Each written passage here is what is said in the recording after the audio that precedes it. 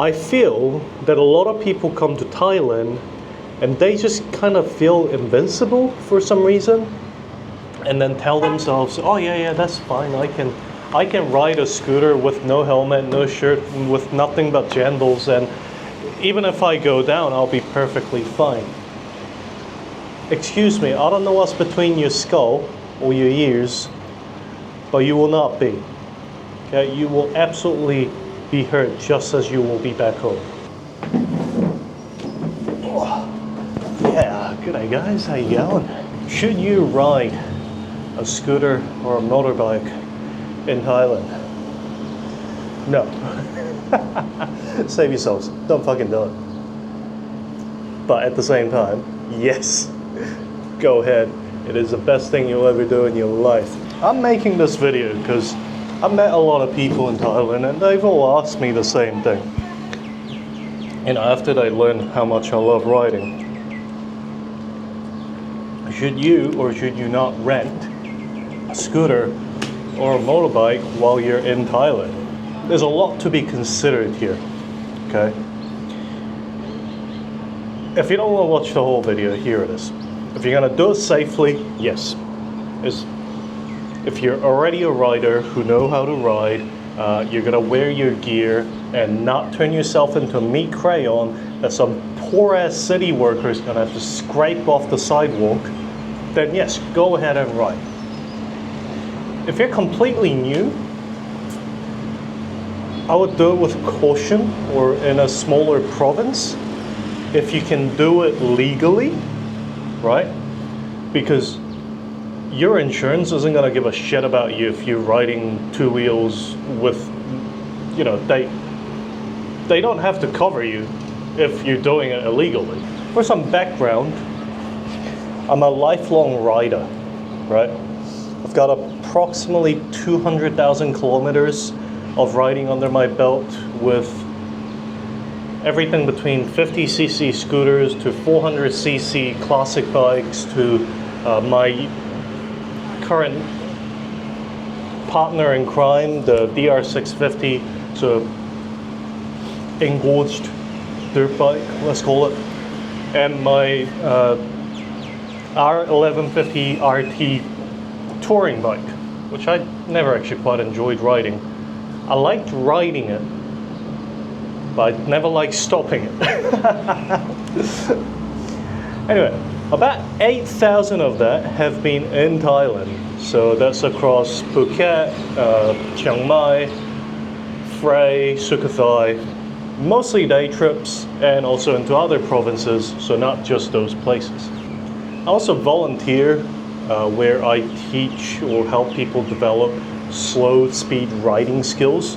So slow speed is when most people get into single vehicle accidents, if we're accounting for people doing things legally. So that's a very big differentiator. I'll get into that later. So I guess all I'm getting at here is that I've ridden a lot. I've ridden in many different situations. I've ridden through several storms where there have been declared national emergencies.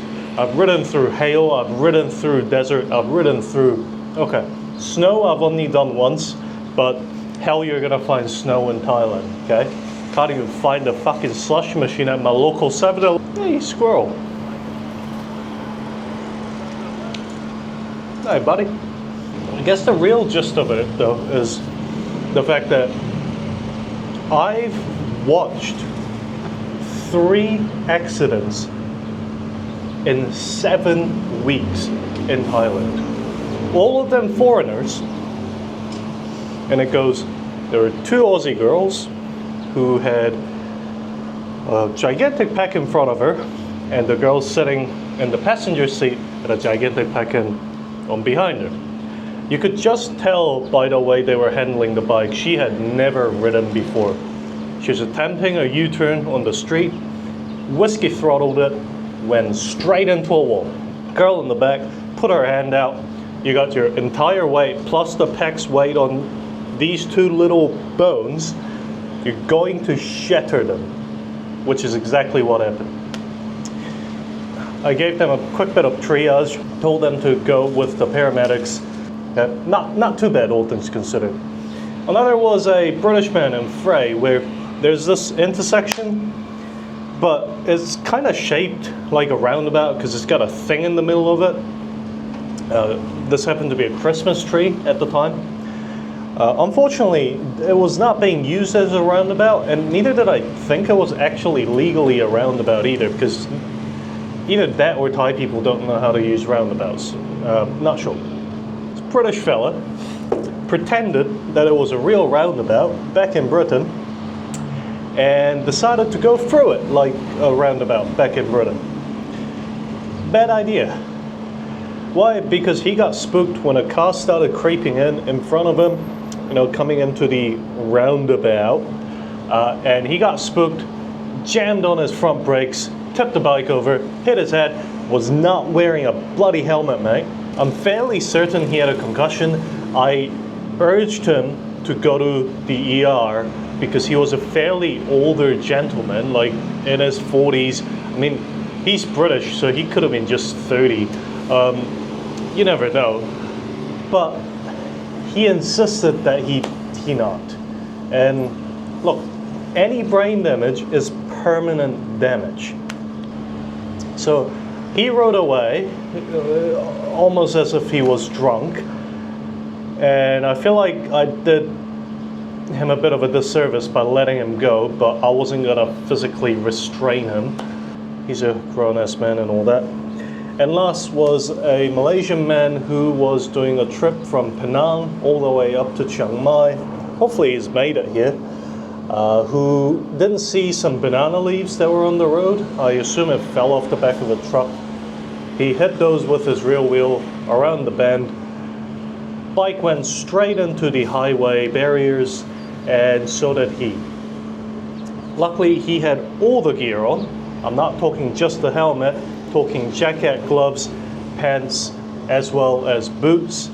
And as far as I could tell, he didn't have a concussion. His helmet was pretty much in two pieces. He didn't have a concussion. He had a broken collarbone or a severely dislocated shoulder.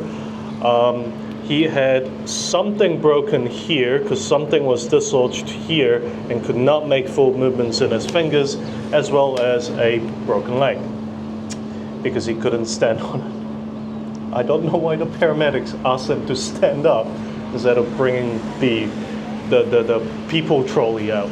Is that what you call that? Cannot be what you call those things. Anyway, if you are an experienced rider, right?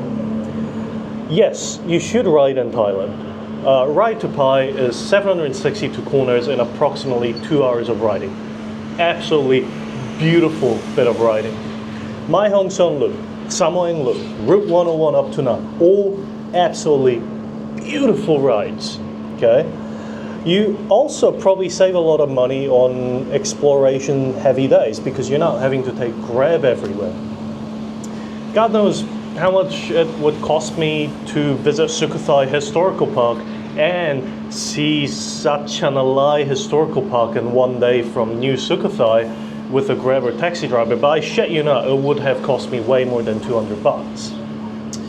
And then you also get to take day trips out of the province because God forbid you try and hire a driver for that. It's all the places that I would not have been able to visit without borrowing a bike. The amount of freedom you get is pretty hard to beat, is all I'm trying to say.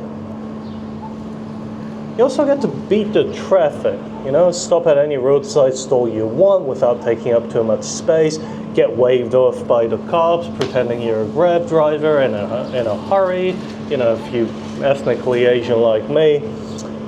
But the thing is, you understand the risks, right? If you are a Western rider, and I would hope that you prescribe to the idea of EDGAT, which is all the gear, all the time, or dress for the slide, not for the ride.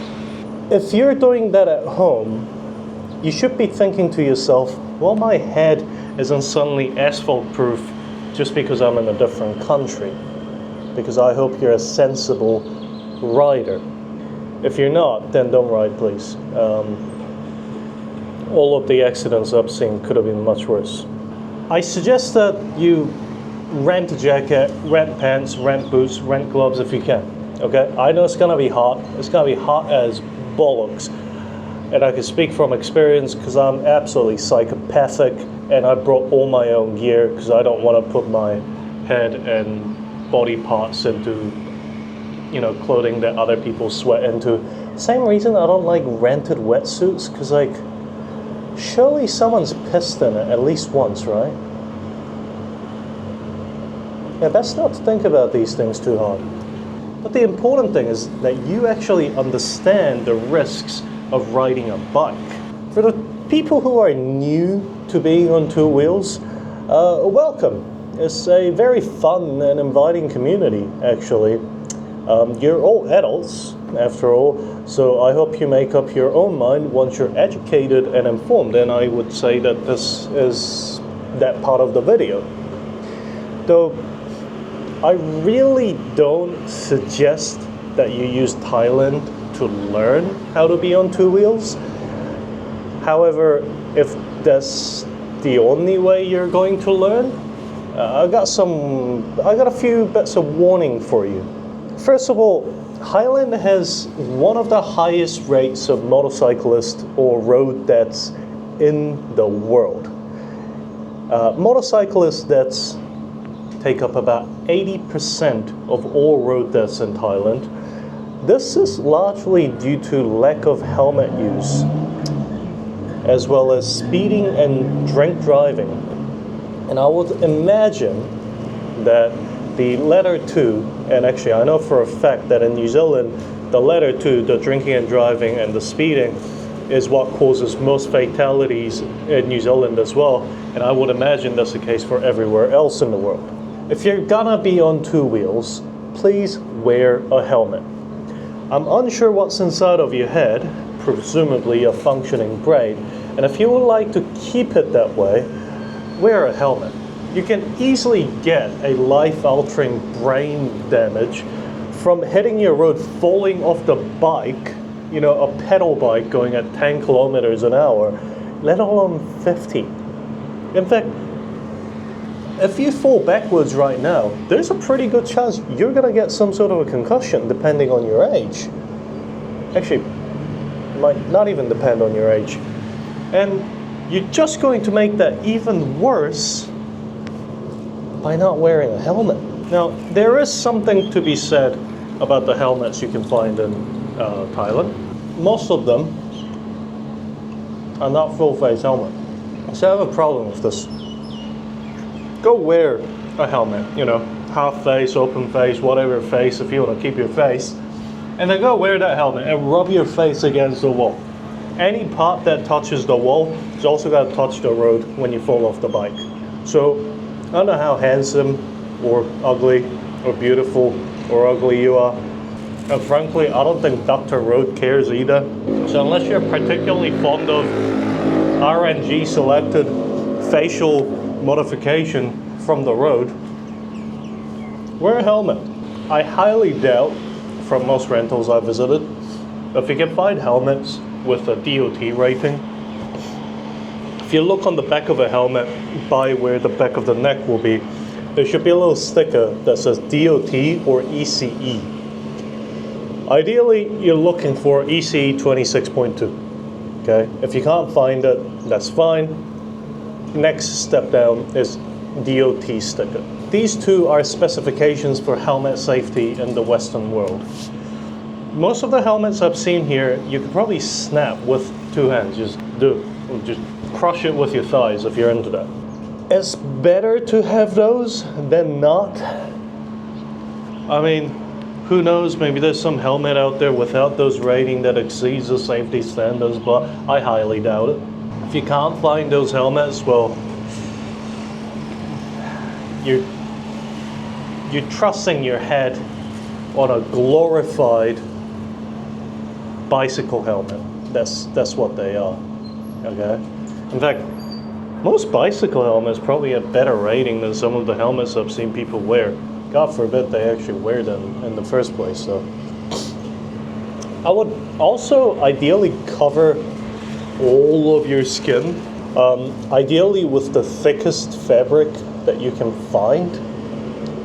If you are a rider and you can find riding gear, they usually have abrasion resistant fabric, and they're rated for certain amount of seconds of abrasion against asphalt at a certain speed, so that it can take the blunt of the rubbing against concrete instead of your skin, which clothes are a hell of a lot easier to replace than your skin is. Skin grafts suck dick as far as I'm aware. Highly doubt it will actually do a hell of a lot, but it will help you from the sun and the windburn. And I would say 0.01 second of abrasion resistance instead of 0 seconds of abrasion resistance is preferable when you go sliding. Will it be hot? Like I said, yes. Will it be alright once you start moving? Probably. Those gear also has armor on the hard points, so that you're less likely to break them. You're not gonna find armor, not around here. Do understand that common injuries, common preventable injuries in motorcycles is head,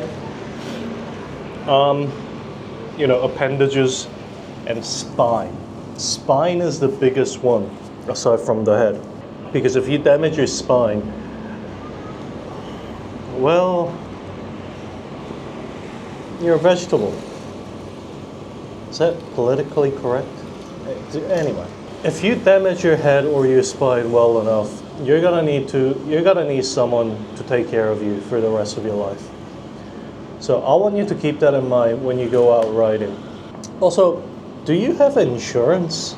Your travel insurance probably covers rental vehicle, but it might not cover motorcycles or mopeds. A lot of them have that as an add-on, where they might only cover you up to a certain cc of motorcycles. If you don't, you might end up with a GoFundMyPoorChoices.com crowd. And frankly, I can't say I have any sympathy for you, because you're a grown as adult and you should know how to check that. And not to mention that if you just don't have a license for it, your insurance can just be like, no, we don't have to cover those injuries because you're riding illegally. We don't have to cover illegal stuff. So if you don't have a license, the cops also has a good reason to fine you. Sure, it'll only be like 500 to 1,000 baht fine, but it'll be like a 50,000 baht fine from your insurance for covering your own hospital bill. After all this, you still want to ride. Okay, well, like I said, you can make your own poor life decisions all you want. First of all, I suggest you go get lessons. And when I say lessons, I'm not talking go and find someone who can teach you where to throttle the front brake and the rear brake is. No, I'm not talking about that. I'm talking about like 3 days worth of lessons for a few hours each, and they teach you basics of motorcycle physics and things like that. In terms of renting, don't give them your passport. That's dumb as hell. Do your deposit in Bark and check their Google reviews and sort by lowest and then newest. That's what I do. I usually take like 45 minutes to take photos and videos depending on how expensive the bike is. Most places are pretty chill. In fact, that place in Sukhothai used to just wait for me outside with my deposit, didn't even look at the bike, gave me the bill, and I would go next door to the Khao Mangai place and have a nice lunch when I returned the bike. Anyway, that's besides the point. A lot of them will be like that, right? They don't care as long as you don't fully crash the damn thing, but some of them will be out to get you. So you need to protect yourself. Generally speaking, most shops don't care whether or not you have license or insurance. Do with that information what you will. I don't feel great about that, but the police don't do anything, so what am I going to do? Always check that brakes work properly, that lights work properly, if you do. Also, if you have a partner or friend and you're going to only rent one bike between the two of you, I suggest you practice with them on the back, because riding two up is a whole different beast than riding entirely by yourself. Here are some of the things I've noticed. Don't expect 2.5 kilometers of cones leading up to active roadwork scene like you would back in your home country. We jokingly say road cones are the unofficial roadside bird of New Zealand. In Thailand, I've often find that there's like a sign that says roadworks, slow down, there's roadworks. Nobody slows down. Of course, that'd be ridiculous. And then after like 3 blind corners, you know, just about the time you forget that you saw that sign back there of nothing, you'll have a fucking digger swinging their bucket around in the middle of the goddamn road, just around the blind corner. There are dogs absolutely everywhere in Thailand. Street dogs, people's dogs, dogs. They like to sleep off their night out by sleeping in the middle of the road, like any good drunk teenager. If you encounter a dog that's running out into the road in front of you, or you can't react fast enough, the rule of thumb is to actually square up and hit the object directly if it is smaller than half the height of your front axle, okay? If it is not, then try and stop, because you're gonna have a very bad time. However, how can you live with yourself if you ever hit a dog? I think I'd quit riding, or just quit. Fucking psychopaths. How could you ever live with yourself hitting a dog? Just pretend there's a sleeping dog in the middle of every blind corner. You should be ready to brake, and you shouldn't be taking it too hard. So a lot of debris on the road, sand, silt, leaves, dead frogs, lizards. Some dude stopped on the blind corner to have a ciggy. I consider that a debris. So mind how fast you're going. Generally speaking, you're expected to stick to the left unless you have a powerful enough bike to keep up with everybody else that's speeding on the highway on the right. Be very, very careful and check over your shoulders 3 times at least to check for incoming cars before moving over to the line for a U-turn on a 6-lane highway. If that sounds absurd, a U-turn on the 6-lane highway, it is not. It happens very often in Thailand. Speed limits are a thing here? I think I have no clue, honestly. I've had Thai people just straight up tell me they just chuck them in the bin, like the tickets, where they pay it since it's only 500 baht, so they don't really care. And it's so convenient because you can pay it at your 7-Eleven. If you're riding the shoulder, that means you will be finding that some cars will pass at twice your speed. Don't worry, okay? Because that car is gonna get passed by another car that's doing 3 times their speed on their right. And this is all despite the fact that you're already 30 over the speed limit. There is a speed limit somewhere. I've seen like 3 signs my entire time here. Try and ride anywhere but the shoulder. I'm talking on the highways for the most part, if you don't have sufficient power. And also look for people coming the wrong way on the shoulder. Happens very often in the countryside. As tempting as it might be to drag race at every stoplight, I would take my time. In places like Chiang Mai, there's a lot of big bikes, and people don't check their mirrors, especially because the last 3 seconds or so of a red light is actually the beginning of a green light. The Grab drivers and the locals know the timing, so they'll be kicking off before you are. By the time you're trying to squeeze into the lane when it turns green, someone's probably already doing 60 behind you, catching up and zooming past. So make sure they don't hit you. It takes 2 people to be in a 2-person accident. If you don't have the filter, if you don't have the confidence to filter to the front, I suggest you just don't. Just sit in the heat. It beats fucking up a bunch of people's day because you rammed the handlebar to some Grab driver's only source of income. Typically, if you go all the way to the left, it's not too hard to filter right to the front unless there's some jackass who's got their car on the far left lane. I would say if you feel like you're going too slow, you probably aren't. Just move at your own pace and ride your own ride, okay? There are people with sidecars, grannies and farmers going home from work, rocking a ciggy, riding on the same road, doing whatever speed they want. Usually they just chuck it in fourth gear and just rock on it idle. Typically, you can park wherever you want, long as, hey, bloody mozzies, as long as you aren't in anyone's way, especially in the countryside anyway. In the city, just park as close as you can to another bike and you'll probably be fine. The painted lines on the road are very slippery, even on dry days. You see how the road kind of glistens during the day? That shit is oil embedded into the asphalt. If it rains or someone's spraying water on the road, which kind of happens a lot here, slow down and straighten your bike up because likely you're gonna be hitting something slippery. At Gassos, just tell them, point at the gas you want, usually 95, and make this motion or say full. Most of them understand. Don't try and fill up your own bike, they don't like you for that. Unless it's a self-service one, which I've only ever seen in like the really big cities.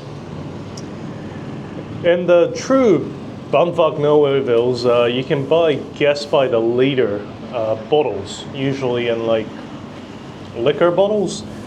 Typically it's like 3 or 4 times the price of gas at the petrol station just down the road. But if you're running out of fuel, you're running out of fuel.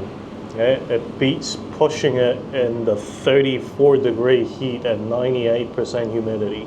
And lastly, this is the part that confused me so much, that you turn left on the red lights here, except for the ones that you don't. They tell you on signs that you don't turn left on those lights, except those signs are usually in time. Anyway, that's all the advice I have for you for riding in Thailand. Look, the fact of the matter is, it is inherently dangerous riding. And I know that. If you are a rider, you know that too. However, you are a grown person who can do risk analysis. And you've decided that doing this is worth the risk. I feel that a lot of people come to Thailand and they just kind of feel invincible for some reason, and then tell themselves, oh yeah, that's fine, I can ride a scooter with no helmet, no shirt, with nothing but jandals, and even if I go down, I'll be perfectly fine. Excuse me, I don't know what's between your skull or your ears, but you will not be. Okay, you will absolutely be hurt just as you will be back home. Should you rent a scooter or a motorbike in Thailand? Yeah, I think so. If you can do it safely, you understand the risks, you've got your paperwork sorted, go ahead. It's a lot of fun. But on the other hand, should you rent a scooter or a motorbike in Thailand when it's your first time ever riding? Nah. Not here. This is not a playground. No one's gonna hold your hands and no one's gonna tell you how to stay safe. Get some lessons, even if you have to do it in Thailand. Get a license. If that's not what you wanted to hear, I'm sorry, tough shit. You can do whatever you want. But you can't come and say to me, you didn't tell me what the dangers were. I hope you have a great day, everybody. Hope you take care of yourselves. Cheers.